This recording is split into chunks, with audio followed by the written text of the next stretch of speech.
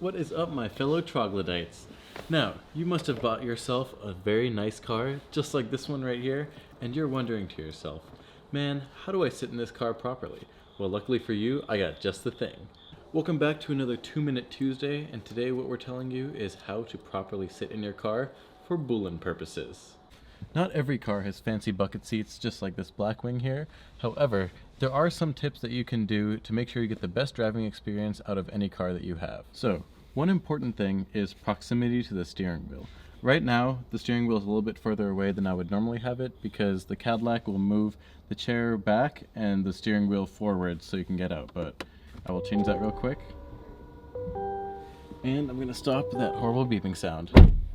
So now, you can see from where I'm sitting, I have my arms slightly bent from where I'm grabbing the wheel, and it's very comfortable. I'm not extending them very far. I'm going to turn these bad boys back on. And also, I can rest my wrists on top of the steering wheel, and I'm not fully extending them. My arms are still very slightly bent. And you don't want to be reaching all the way out like this when you're driving. Obviously, locked elbows are a bad thing, because in the case of an accident, there's no give there. You do not want that. The next thing you want to worry about are your little footsies right here. And so I have a manual, so I want to make sure that when I press the clutch in, I'm not fully extending my leg. Because once again, you don't want any locking here.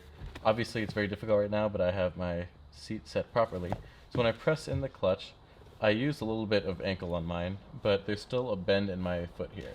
Even pressing the gas, there it is.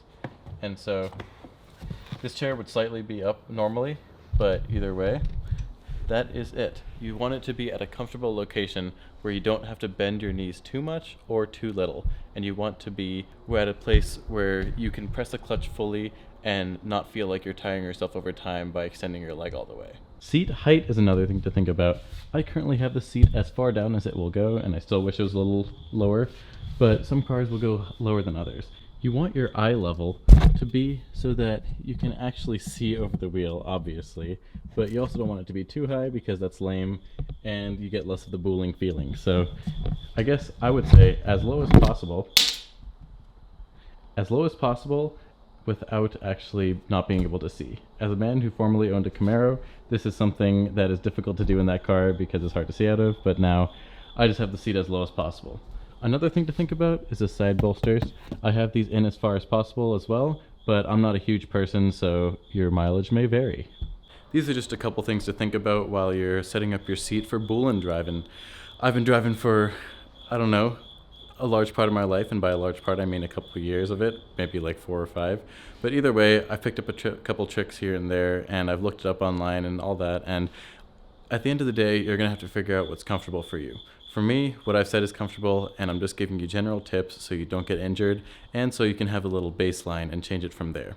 If you enjoyed this video and you want some more stuff similar like it, or just other tips, bulls and goofs and cool driving, check out our other videos, and make sure you like, comment, subscribe, and come around again. I will see you in the next one.